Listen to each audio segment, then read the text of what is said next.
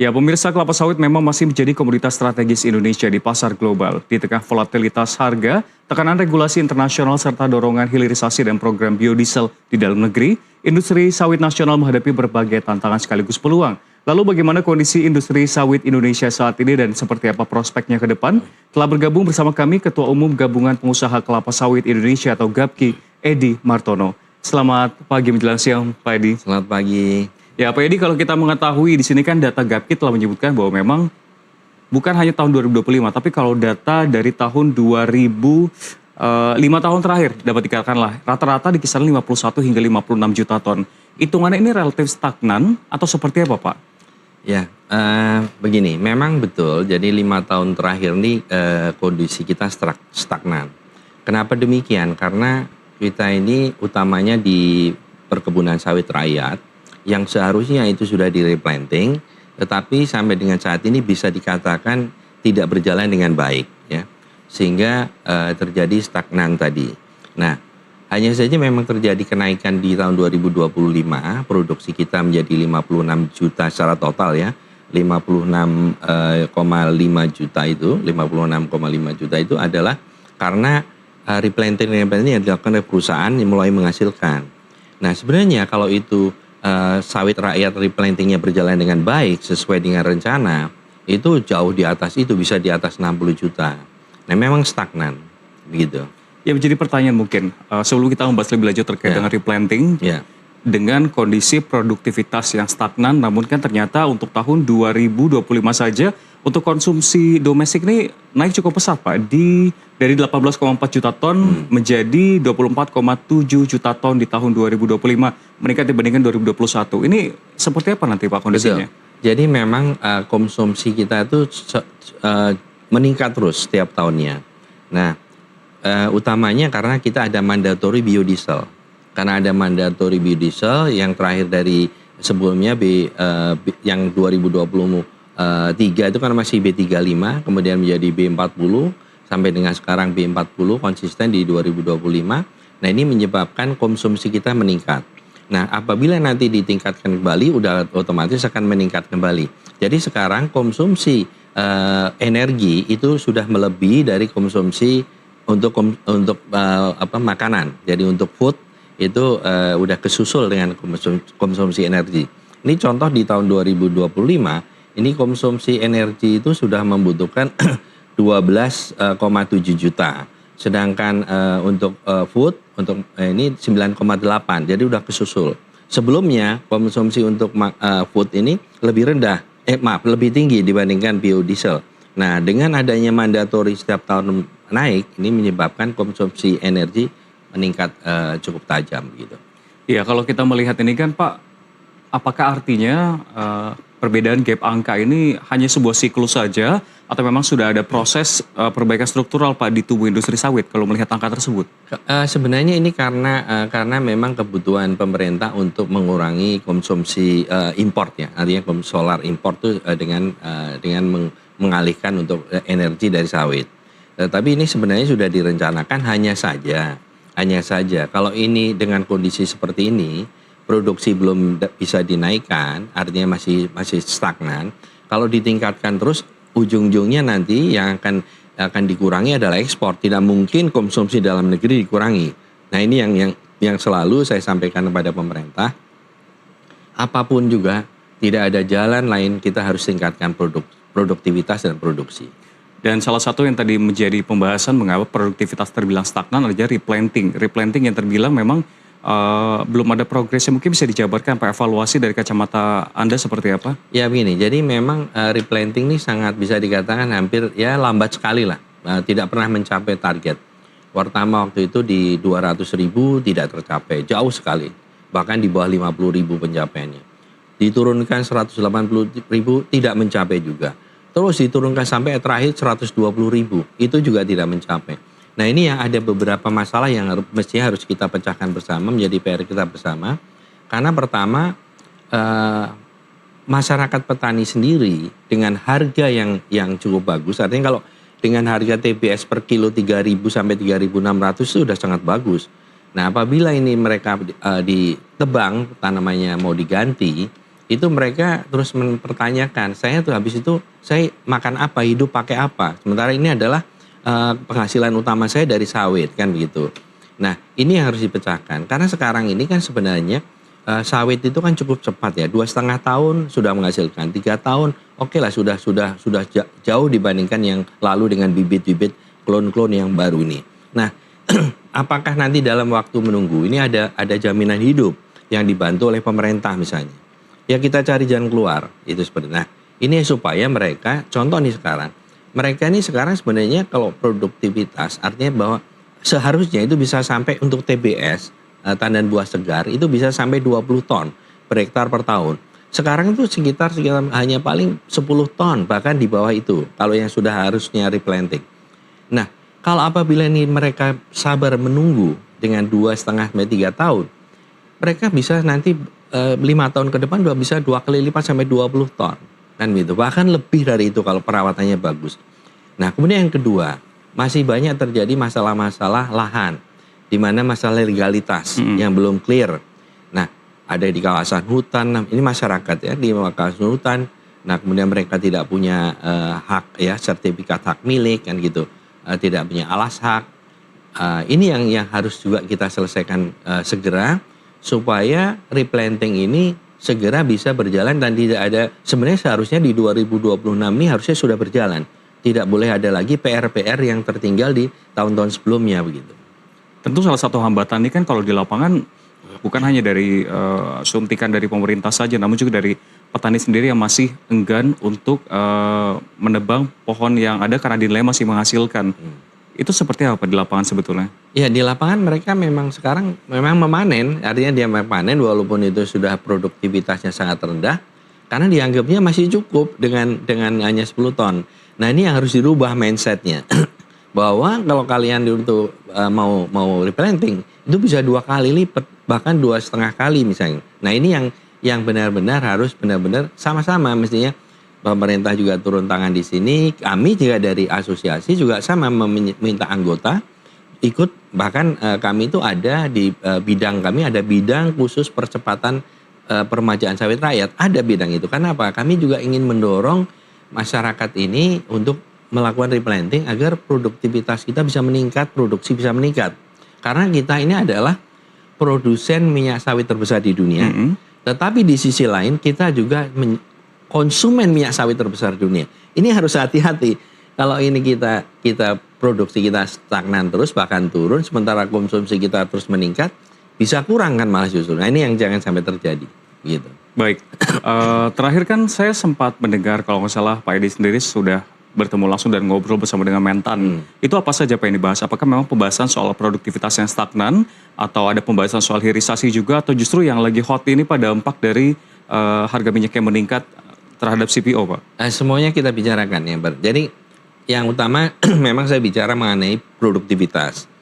Saya sampaikan ke Pak Menteri bahwa kita stagnan, tapi kita bersyukur karena ada peningkatan sedikit ya dari sawit perusahaan yang sudah mulai panen replantingnya. Nah kemudian saya sampaikan baginya ada program GAPKI bersama Kementan dan BPDP itu untuk mendatangkan tenaga penyerbuk dari Tanzania, juga sumber daya genetis dari Tanzania juga. Nah ini sudah sudah siap untuk kita lepas.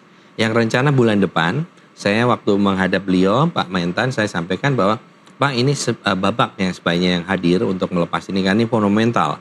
Karena ini serangga sudah lama sekali yang kita sekarang ada, tahun 81. Itu sudah serangganya sudah males lah, udah kurang agresif, sehingga kalau ini dengan diganti dengan serangga yang baru yang kita datangkan, ini ada 3 serangga, itu nanti mudah-mudahan ini bisa dengan agresif itu tadi, pembentukan buahnya lebih sempurna, ini otomatis akan meningkatkan produktivitas. Kemudian sumber daya genetis juga demikian. Dengan adanya klon-klon nanti baru lagi, ini bisa juga meningkatkan produktivitas. Nah itu salah satunya. Tetapi apapun, replanting harus dilakukan. Tidak bisa tidak, karena itu tanaman sudah tua. Seperti kita saja, kalau sudah tua mau dikasih apapun, ya kalau sudah tua ya memang sudah bisa apa-apa lagi. Nah persis tanaman juga begitu. Jadi saya sampaikan gitu. Kemudian dampak perang juga saya sampaikan. Bahwa Pak Menteri ini dampak perang ini kondisinya kita ini sekarang untuk alhamdulillah kita bersyukur bahwa sawit ini betul-betul menopang ekonomi nasional. Betul-betul terbukti. Sekarang dengan kondisi global seperti ini, kita masih bisa ekspor, kita masih bisa keluar. Walaupun di tempat tertentu seperti di Timur Tengah, seperti di Iran, Uni Emirat Arab, kemudian Oman itu praktis berhenti ya. Tetapi di Arab Saudi masih bisa jalan. Nah, yang di Timur Tengah. Nah itu kita ekspor jalan di Eropa, tapi karena risiko perang itu dan juga harga BBM naik, akibatnya cost daripada logistik, transport dan juga asuransi itu naik bahkan sampai 50%. Itu cukup mahal, tetapi karena ini komitmen kita, ya kita tetap jalan ekspor kita. Nah itu seperti itu. Nah di beberapa daerah masih kalau seperti China tidak terpengaruh, India hanya saja kepengaruh adalah BBM-nya naik. Kita laporkan semua seperti itu ke beliau bahwa ini Pak, kita mesti bersyukur punya sawit nih. Sawit kita ini ternyata bisa betul-betul ini akan terbukti lagi di beberapa krisis justru sawit yang menyelamatkan ekonomi Indonesia. Ya baik Pak, tapi sebelum terkait dengan pembahasan perang, mungkin saya ingin bertanya sedikit lebih dalam terkait dengan PSR sendiri, replanting dan lain-lain. Apakah memang dengan kebijakan yang ada, karena persoalannya bukan hanya melek atau literasi dari para petaninya sendiri, namun juga apakah ada perlu simplifikasi dari kebijakan, reformasi, dari aturan ada, pandangan dari Gapki sendiri seperti apa? Betul, jadi memang sebenarnya saya juga memberikan masukan juga ke pemerintah bahwa contoh nih yang beberapa plasma kita yang sudah sertifikat tahun 80-an waktu Pirtrans, contoh ini, waktu zaman Pak Harto, waktu Orde Baru, mereka sudah sertifikat kan itu Pirtransmigrasi. Kemudian sekarang masuk kawasan hutan, kan itu tiba-tiba masuk. Nah ini menyebabkan mereka tidak bisa mengakses dana BPDP yang 60 juta. Nah seperti itu per hektar. Nah ini contoh yang seperti itulah. Ini harus segera diselesaikan. Harus duduk bersama lagi. Ayo kita selesaikan mana yang ada masalah. Itulah jangan ada lagi hambatan. Mestinya di tahun 2026 ini jangan lagi ada hambatan seperti itu. Jadi supaya benar-benar karena ini kita luar biasa sawit ini untuk ekonomi Indonesia sangat besar dalam mendukung. Tadi disampaikan tenaga kerjanya yang luar biasa, kita menyerap sampai 16 juta orang. Coba di mana industri mana yang bisa seperti itu dan sustain sekarang kan, artinya bahwa terus luar biasa berjalan. Nah seperti itu. Jadi tetap harus selesaikan masalah-masalah yang sebenarnya harusnya bisa selesai begitu. Baik. Ya. Sekarang kita lebih mendalam lagi Pak terkait dengan dampak dari perang eskalasi Timur Tengah ini kan. Tadi Anda sempat menyebutkan ada potensi kenaikan biaya logistik karena data yang saya dapatkan ekspor sawit Indonesia ke Timur Tengah ini sekitar 1,83 juta ton per tahunnya Pak. Dengan demikian kan harus memutar berarti. Ketika memang terhenti di sana harus memutar Cape of Good Hope lewat jalur yang lain. Seberapa besar potensi kenaikan dari logistik ini Pak? Sudah terjadi, sekarang sudah terjadi, sudah naik 50%. 50%? Ya, karena harus memutar tadi lewat Good Hope di bawah terus gitu kan. Nah ini yang menyebabkan ya tidak bisa dipungkiri yang mereka memang biaya BBM-nya juga naik, kemudian tambah ada risiko insurans kan gitu. Nah ini yang sekarang sudah terjadi kenaikan tersebut. Tetapi saya sampaikan tadi ekspor masih jalan, walaupun dengan kenaikan itu ekspor masih. Kenapa demikian? Karena itu juga sudah kita harus memenuhi kontrak-kontrak yang sudah kita tanda tangani yang sebelumnya. Itu kita harus komit terhadap itu sehingga tetap jalan ekspor kita. Dan saya barusan cek juga ke anggota kita yang eksportir apakah permintaan terjadi penurunan, belum kelihatan. Hanya saja memang yang untuk khusus yang terkena dampak Selat Hormuz memang sekarang stop gitu. Yang tadi 1,8 juta itu kalau yang Arab Saudi masih bisa jalan gitu. Apakah nggak ada strategi lain Pak? Karena contoh case-nya kan minyak Pak. Di tengah gonjang-ganjing situasi saat ini, minyak kontrak dari Singapura yang tadi yang mau dikirim ke kita, terus tiba-tiba last minute diminta kembali ke Singapura, namun kita komplain. Nah dengan kondisi ini kan otomatis berarti ada besaran angka yang harus kita antisipasi. Apakah mungkin ada strategi kayak semacam kontraknya dianulir, lalu ada tujuan-tujuan negara lain yang ditargetkan supaya minimalisir logistiknya tersebut, Pak? Nggak ada. Kan kita sebagai produsen, ya kan? Mereka konsumen, mereka pembeli, kita penjual.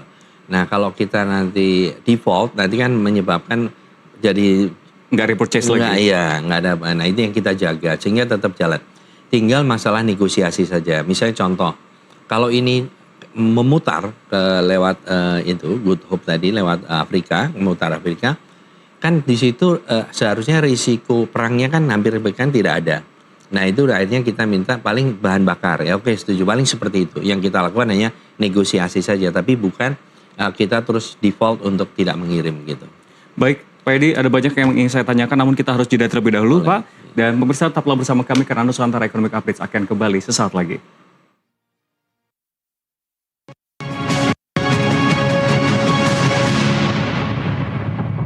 Pemirsa, Anda masih menyaksikan Nusantara Economic Updates dalam segmen Industri 360 dan masih bersama kami Pak Edi Martono. Pak Edi, terkait dengan sawit yang kita ketahui memang dengan dampak dari perang dan eskalasi Timur Tengah, otomatis berarti memang harga CPO ini terus meningkat tajam, Pak ya, dengan berbagai kondisi bahwa biaya logistik untuk ekspor ini memang juga turut meningkat, namun otomatis juga kita diuntungkan sebetulnya, Pak.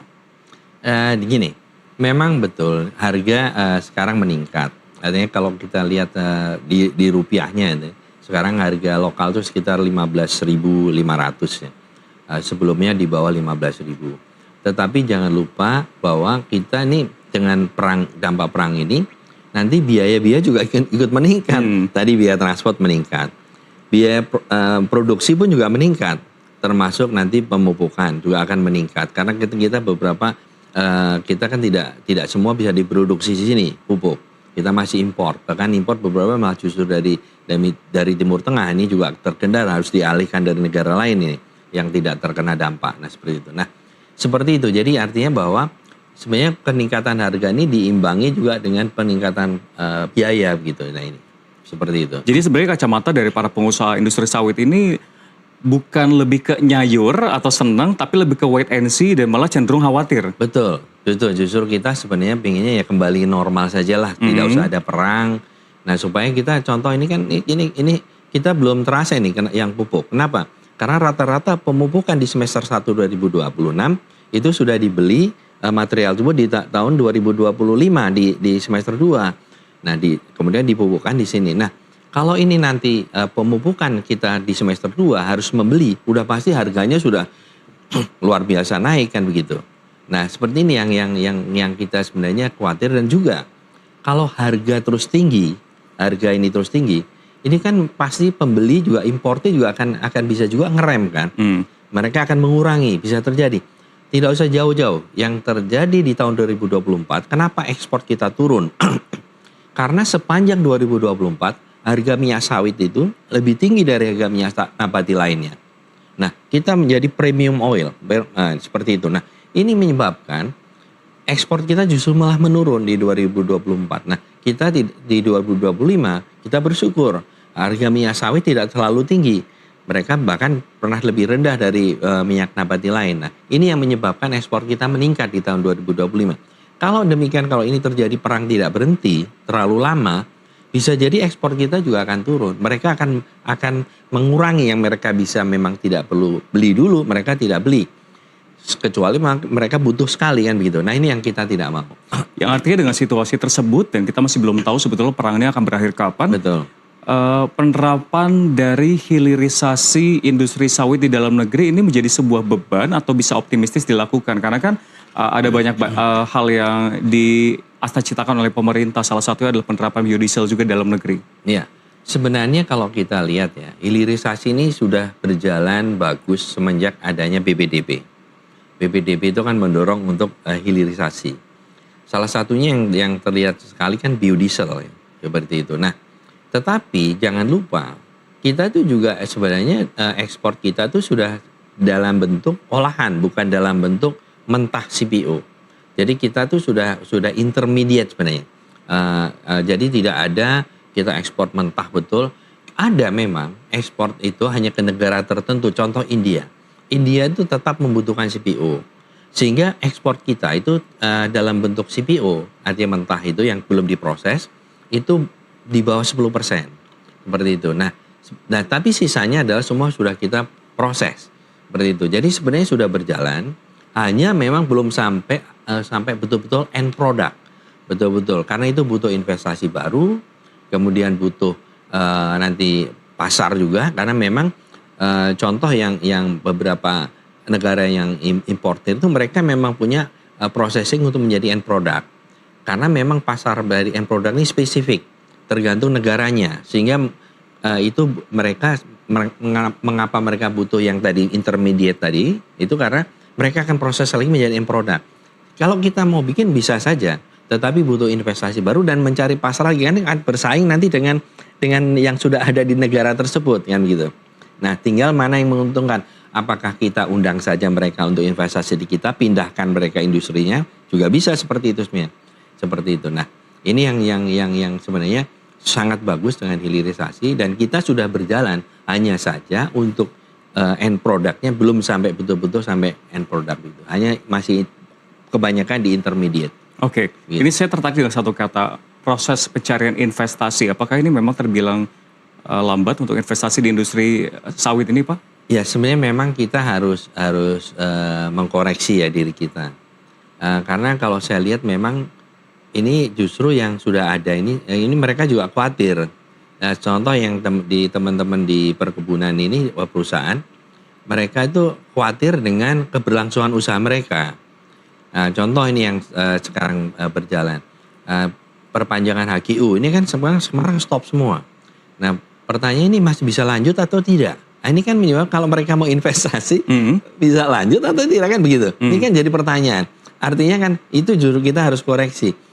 Kita harus memberikan iklim yang kondusif agar investor mau masuk kan. Nah, sementara investor yang sudah ada harusnya kan justru harus dipelihara dengan baik agar mereka mau invest baru lagi kan gitu. Ya itu. Betul gitu. Sehingga memang itu menjadi salah satu PR untuk pemerintah khususnya terkait dengan regulasi yang terbilang masih cukup berubah-ubah ya Pak? Ya memang sering sekali berubah itu. Jadi yang kita sendiri juga anggota saya itu anggota GAPKI itu masih banyak ya, artinya belum satu pun perpanjangan HGU itu disetujui. Artinya bahwa walaupun mereka sudah komplit ininya semua yang dibutuhkan, artinya perizinan semua komplit, tinggal sampai di tanda tangan sampai di ini SKHGU, mereka belum menerima dan itu sudah tertahan lama. Nah ini kan dalam tanda kutip kan ini bisa lanjut atau tidak. Nah itu juga salah satu yang menghambat replanting juga. Mereka juga ragu. Kalau saya di replanting, teman-teman ini diperpanjang nggak nih perizinan kita kan begitu, seperti itu. Ini nampaknya memang isu replanting ini menjadi efeknya kemana-mana. Salah satunya adalah biodiesel sendiri. Kalau kita lihat kan dari B35 ke B40 terbilang cukup cepat Pak ya. Namun kan dari B40 ini cukup stagnan menuju ke B50. Iya. Ya, jadi gini, memang saya sampaikan kepada pemerintah bahwa kalau kita paksakan sekarang naik menjadi mandatori menjadi B50, itu kemungkinan ekspor akan berkurang. Sementara perlu diketahui dana subsidi biodiesel itu bukan dari APBN, itu murni dari dana pungutan ekspor yang dipungut dari eksportir tadi. Nah ini eksportir tersebut nanti efeknya dari pungutan ekspor termasuk sampai ke petani. Petani itu memberikan sumbangan terhadap PE tersebut untuk biodiesel. Nah, setiap kenaikan 10% itu kenaikan kebutuhan raw materialnya atau bahan bakunya, raw material atau bahan baku itu naik kira-kira 3 juta ton, kan gitu. Nah, apabila ini dipaksakan belum ada peningkatan produksi, ini pasti nanti yang paling mudah adalah dikurangi ekspornya. Tetapi nanti kurang ekspor, PE-nya berkurang, sementara dana biodiesel juga butuhnya dari ekspor PE. Nah ini kan kayak lingkaran setan yang harus diputus. Nah, sebaiknya kalau saya sih sebaiknya ditingkatkan dulu produksi kita dengan peningkatan produktivitas, baru kita pikirkan untuk peningkatan menjadi B50 kan gitu. Walaupun memang perlu diketahui bahwa dengan adanya mandatory biodiesel, dengan adanya biodiesel itu luar biasa loh. Negara itu diuntungkan karena bisa menghemat ya. Contoh di tahun 2023 penghematan tuh sampai 137,7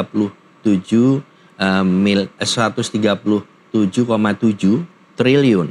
Di tahun 2024 129,74 triliun. Kemudian di tahun 2025 itu penghematannya itu 138,3 triliun. Jadi kan sangat diuntungkan. Tetapi kita juga berterima kasih dengan adanya program biodiesel tersebut, harga bisa terjaga dengan baik. Harga dalam negeri itu terjaga dengan baik, sehingga petani juga diuntungkan. Tidak fluktuatif dari tinggi jatuh tinggi, tidak, relatif bagus. Harga itu stabil. Nah, ini menyebabkan pertumbuhan ekonomi di daerah-daerah sawit ya utamanya itu terjaga dengan baik. Mari kita lihat saja kalau di daerah sawit itu luar biasa mereka petani sejahtera, terjadi perputaran ekonomi yang bagus. Ini juga karena adanya mandatori ini sebenarnya. Tapi harus seimbang. Kalau ini nanti tidak seimbang lagi, sementara kebutuhan banyak produksi tidak mencukupi, nah ini yang justru nanti akan backfire ke kita. Baik. Sekarang saya mau melihat dari kacamata ekspornya nih Pak. Ketika sebagai pelaku usaha dari industri sawit, kita melihat memang kan ada banyak yang sudah mulai fokus dari mancanegara ini soal sustainability, berfokus kepada lingkungan. Seperti Eropa juga mengatur syarat ini. Tanggapannya seperti apa? Ya, memang sebenarnya masalah sustainability ini adalah udah kebutuhan, memang kebutuhan pasar, permintaan pasarnya begitu. Yang tadinya Cina itu tidak care terhadap sustainability, sekarang sudah care. Jadi artinya bahwa itu adalah memang tuntutan pasar, ya. Itu harus kita penuhi, tidak bisa tidak. Kita bersyukur sudah ada ISPO sebenarnya. Dan anggota GAPKI itu yang ekspor itu hampir semuanya dia punya sertifikat ISPO, punya sertifikat RSPO, punya ICC, jadi komplit. Ya, hanya saja memang ISPO itu sebenarnya mandatori sebenarnya. Tetapi perlu kita ketahui memang sekarang ini ISPO juga stagnan ini, belum kelihatan. Ini mesti juga PR kita bersama ini pemerintah supaya segera nih bagaimana menggeliatkan kembali untuk ISPO supaya benar-benar target di tahun 2030 itu udah 100% semuanya sudah tersertifikasi termasuk petani ya kan gitu. Karena ini tuntutan pasar tidak bisa dihindari. Harus kita ikuti tuntutan pasar. Kalau enggak ya kita nggak bisa jualan begitu. Ya, termasuk ya Uni Eropa juga yang kita ketahui ini regulasinya tuh seperti lebih ketat terhadap produk yang cenderung melakukan deforestasi, Pak. Iya. Sebenarnya gini, sebenarnya kalau untuk itu di EUDR ya, EUDR itu memang mereka tidak mereka ininya batas waktu-waktu itu dianggap sebagai deforestasi adalah setelah tanggal 31 Desember 2020 ya cut off date-nya. Nah, sedangkan kita sebenarnya kalau untuk yang perusahaan itu sudah di moratorium sejak tahun 2011. Kemudian di tahun 2019 dengan adanya Impres nomor 5 itu kita sudah sama sekali tidak boleh melakukan pembukaan baru, perizinan baru ya kan. Nah, seharusnya untuk perusahaan aman. Perusahaan. Nah, yang menjadi masalah di EUDR ini adalah petani, masyarakat pekebun yang memang mereka tidak ada aturan moratorium, tidak ada larangan membuka lahan. Nah, ini yang perlu sama-sama kita selesaikan. Terus terang ini kan kita bersyukur ini kemarin ditunda implementasinya, pelaksanaannya baru nanti di Desember 2026. Nah, kita berharap sebenarnya dalam perjalanan sampai di Desember ini mestinya kita selesaikan. Yang apa yang menghambat utamanya di petani kan gitu. Nah, ini yang harus segera. Jangan sampai nanti kita tidak comply dengan EUDR, akhirnya nanti menjadi bargaining untuk yang si negara-negara lain yang non EU, mereka kan loh kalian aja tidak diterima EUDR, nggak bisa dong kalian ke kita harga nggak bisa segini misalnya, harga misalnya beda, kalian itu tidak sustain kan begitu, dianggapnya deforestasi. Nah, itu yang mesti dijaga, jangan sampai mereka nanti melihatnya ke situ. Nah, sedangkan kita sebenarnya itu kita seharusnya kalau perusahaan sudah siap. Nah, tinggal nanti yang petani bagaimana nih? Ini sudah sini sekarang udah bulan Maret nih kan begitu. Nah, ini harus segera diselesaikan untuk kesiapan kita menghadapi EUDR. Luar biasa sekali, sehingga memang ada banyak tantangan sebetulnya Pak ya untuk industri sawit. Salah satu tadi kan bukan hanya soal kesiapan untuk EUDR, tapi kan tadi sempat bilang bahwa lebih baik kita fokus ke produktivitas ketimbang meningkatkan biodiesel dari B40 hingga menjadi lebih tinggi. Yang artinya berarti proses transisi energi nasionalnya terbilang akan lebih terhambat dibandingkan sebelumnya. Lebih baik kita fokus ke produktivitas dulu. Betul, karena justru kalau kita tidak fokus ini malah hancur semua kan. Ini ekspornya turun, yang membiayai biodiesel siapa kan begitu kan. Ini kan semua jadi lebih bagus kita di stop dulu sampai di sini B40 misalnya. Kemudian kita tingkatkan produktivitas ya.